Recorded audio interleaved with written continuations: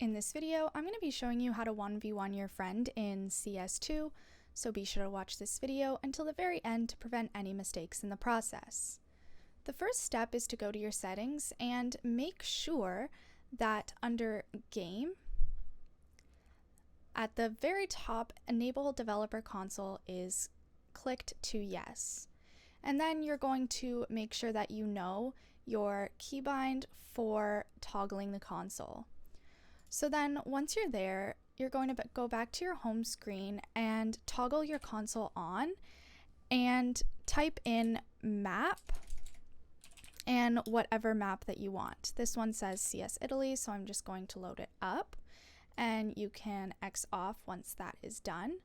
It's going to load you up in the map, and once you're loaded up, you're going to open up your console again and click on bot_kick.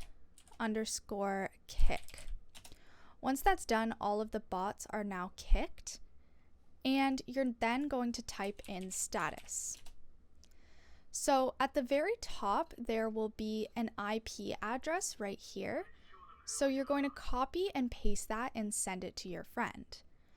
Once you send that to your friend, they are going to need to open up their console and type in connect and type in the IP address without these square brackets.